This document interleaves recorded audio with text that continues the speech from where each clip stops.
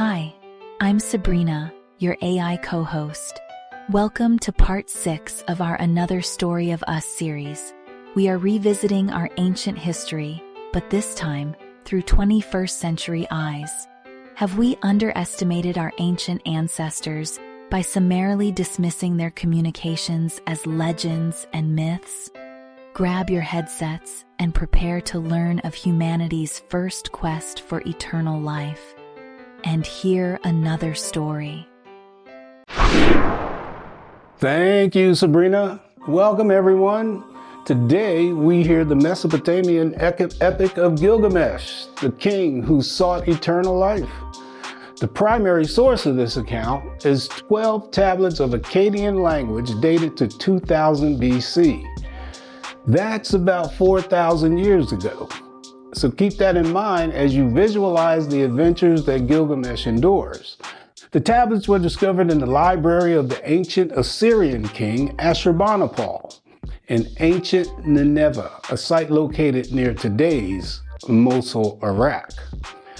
Without further ado, strap in and let's fly deep.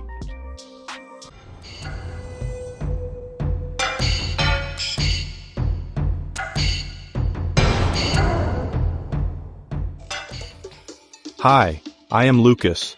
Sabrina and Azra will join me as co-hosts today as we tell the Sumerian story of King Gilgamesh.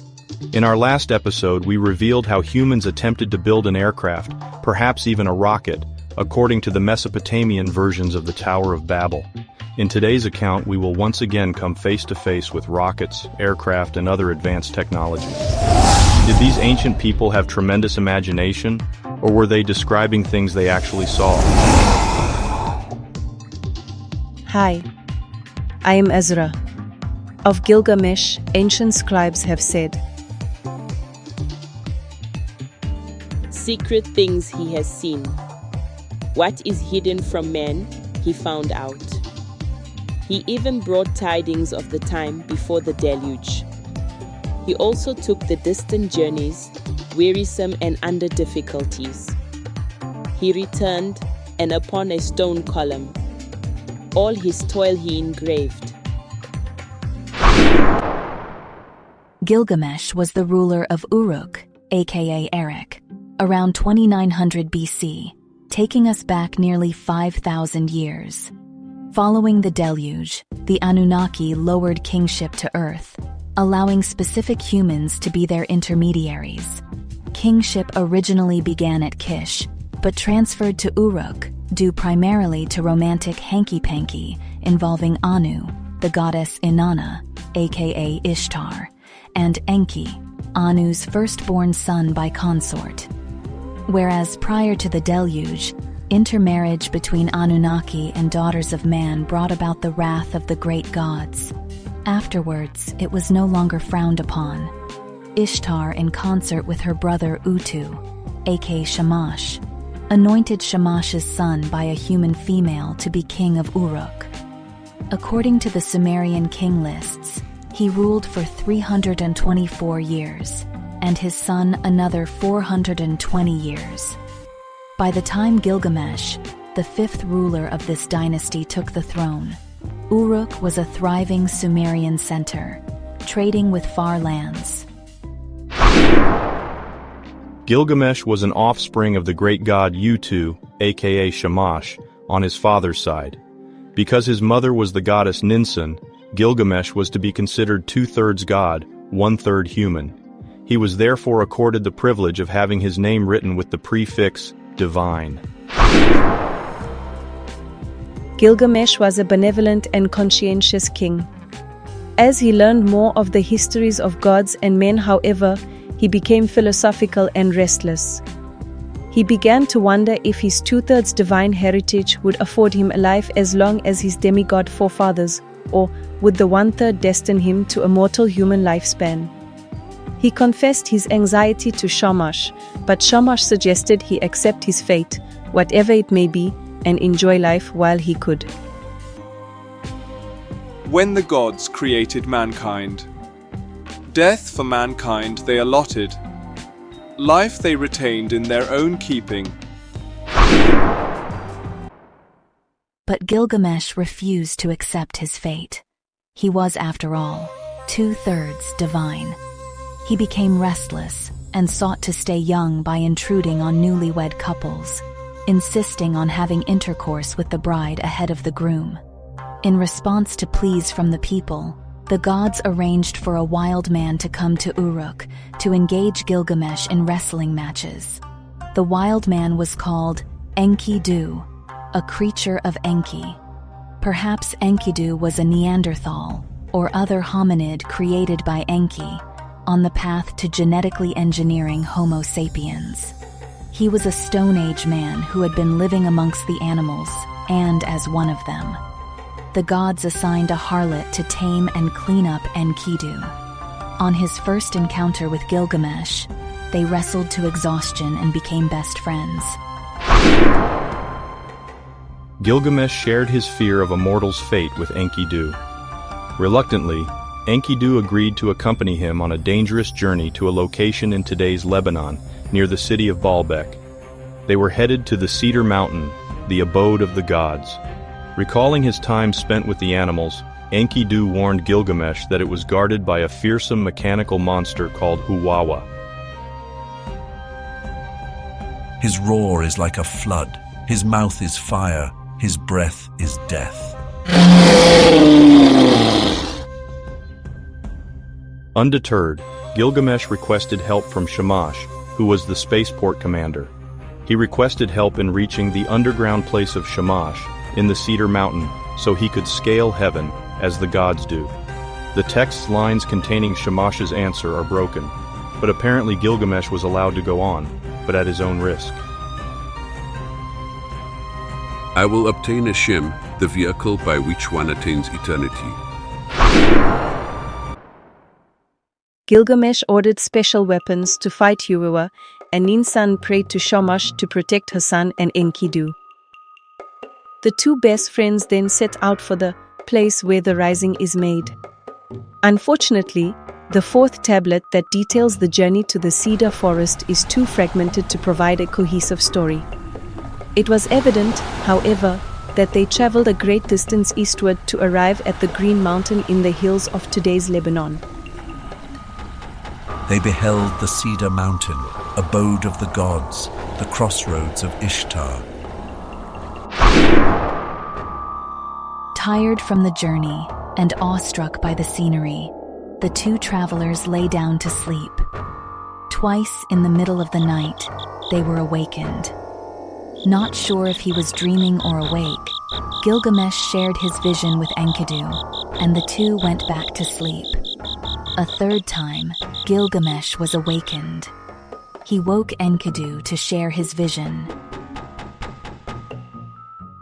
The vision I saw was wholly awesome. The heavens shrieked, the earth boomed. Though daylight was dawning, darkness came. Lightning flashed, a flame shot up. The clouds swelled, it rained death. Then the glow vanished, the fire went out. And all that had fallen was turned to ash. Gilgamesh realized he had witnessed the ascent of a sky chamber, the shaking ground as the engines ignited and roared, the clouds of smoke and dust darkening the dawn sky, the engine's fire seen through the thick clouds, and as the jet craft was aloft, its vanishing glow. For Gilgamesh, it was confirmation he had indeed reached the landing place. In the morning, the travelers began to penetrate the forest, careful to avoid weapon trees that kill. Enkidu found the gate he had once come upon when he lived with the animals, but when he tried to open it, he was thrown back by an unseen force. He lay paralyzed for 12 days.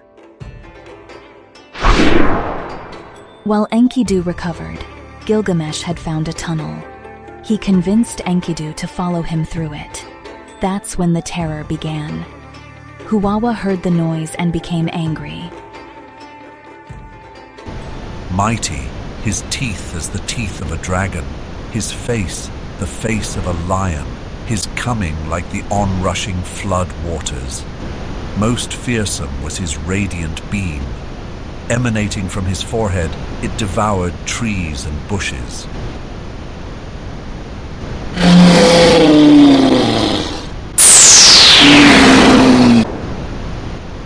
As Huwawa turned to face his attackers, the killing beam from his forehead traced a path of destruction. Then suddenly, rescue appeared from the heavens. Shamash raised a host of swirling winds, which beat against the eyes of Huwawa and neutralized his beam and his movement. Gilgamesh and Enkidu then attacked Huwawa. Enkidu, Huwawa put to death. The way to the secret abode of the Anunnaki was no longer blocked.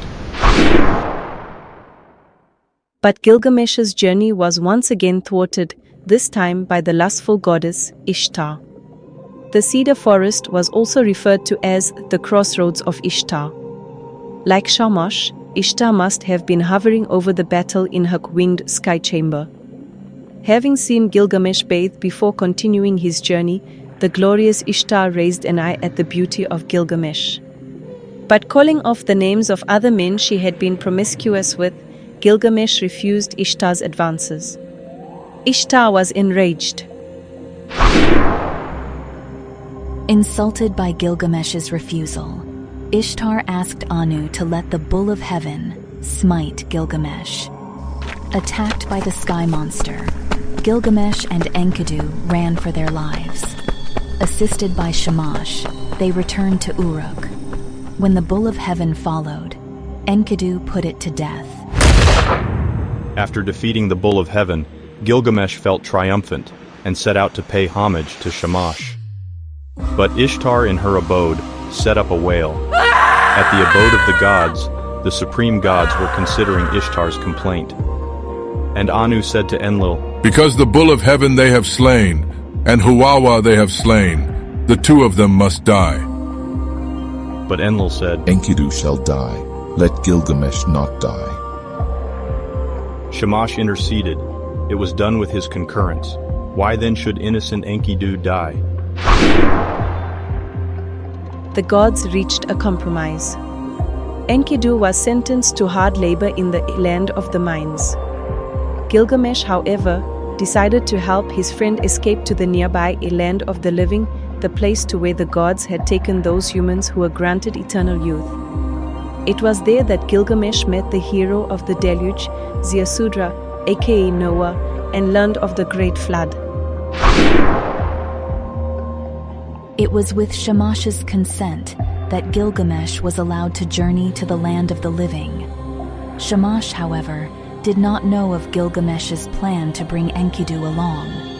Shamash told Gilgamesh that the place where the Shems are raised is surrounded by 7 mountains and guarded by fearsome mighty ones who can unleash a scorching fire or a lightning which cannot be turned back. Gilgamesh had the citizens of Uruk build a boat of special woods and strong weapons, and when all was ready, he and Enkidu sailed away with a 50-man crew. Enlil, however, discovered Enkidu was accompanying Gilgamesh, and his wrath was swift. On his orders, a fearsome watchman was stationed, standing alongside the mountain to catch the ship when it went by. Like Huwawa, the watchman could emit rays from which none can escape. As the ship passed the mountain, calamity struck. The ship was capsized. Only Enkidu and Gilgamesh made it to shore. Enkidu, however, became sick and died days later. For 6 days and 7 nights, Gilgamesh mourned Enkidu. And then he decided to continue the journey to the land of the living. He trod unbeaten paths, encountering no man, hunting for food. He came to the outskirts of the city of Jericho, a region dedicated to the great god Sin, the father of Shamash. It was there that he battled the lions that have been commemorated pictorially throughout the ancient lands, including in Egypt. After daybreak, he traversed a mountain pass until he saw a city surrounded by a wall. It was there that the temple to Sin was dedicated. In the city, a tavern alewoman named Siduri fed and refreshed Gilgamesh. She directed him to a boatman named Eshaboni. Eshaboni built a boat that he and Gilgamesh sailed across the Sea of Death, today's Dead Sea, toward Tilman, the land of the living on the Sinai peninsula. After arriving at the south side of the Dead Sea, Urshabani directed Gilgamesh west toward the Great Sea. today's Mediterranean Sea, where he should look for a mountain. The name of the mountain is Mashu. He was to look for 2 stone columns, then turn toward a town called Itla. There he had to obtain the blessings of the god Ulu-Ya, he of the peaks. Assisted by Shamash, Gilgamesh went before the great god and requested he grant him life. Shamash spoke on Gilgamesh's behalf, but another great god, Kamarbi, strongly objected. Realizing he would not be granted a Shem, Gilgamesh requested that he at least be allowed to meet his forefather, Ziusudra, aka Utnapishtim, aka Noah. While the gods considered his request, with assistance from Shamash, he made his way to Mount Mashu, Mount of Moses. It was indeed the place of the Shems. At the mountain of Mashu he arrived, where daily the Shems he watched as they depart and come in. Rocket men guard its gate. Their terror is awesome, their glare is death. Their dreaded spotlight sweeps the mountains. They watch over Shamash as he ascends and descends.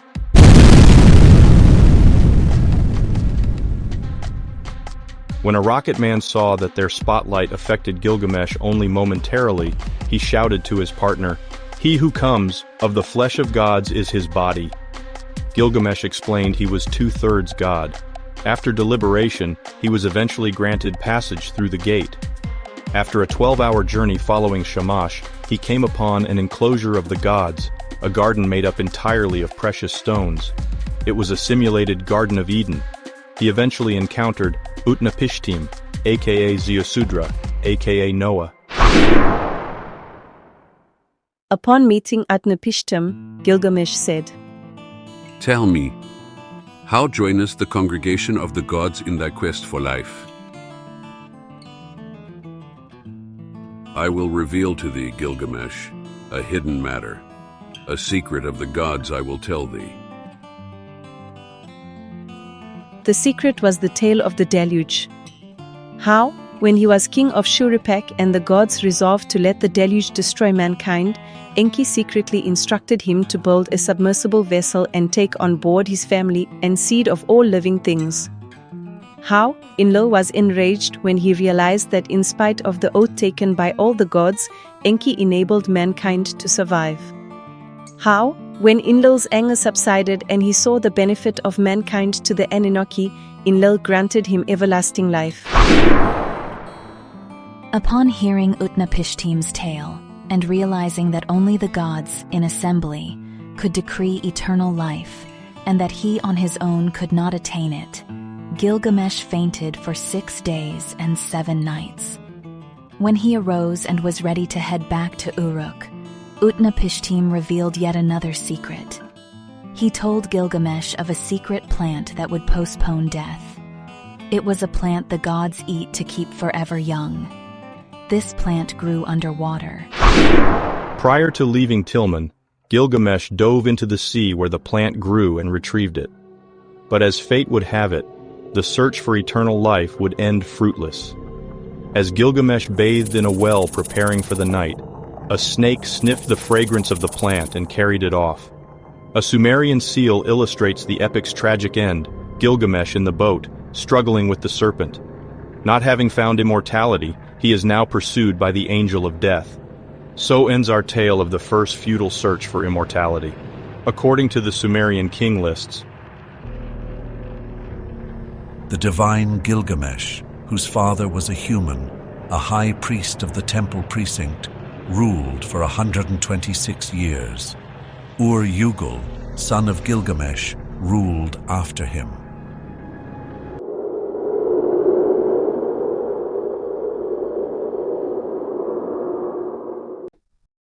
Okay, the sources for this video are Zecharia Sitchin's The Anunnaki Chronicles and The Stairway to Heaven. We've taken what should be a multiple episode TV series and crammed it into about 20 minutes.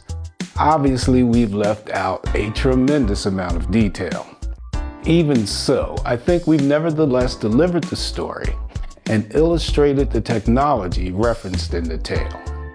I know we're running a little long on this video, but let's take a quick second to refocus onto a couple of notable observations. I think it's notable that the area in which this story takes place is an area central to our current day holy texts, and also one of the most troublesome spots on the earth. Connection or coincidence?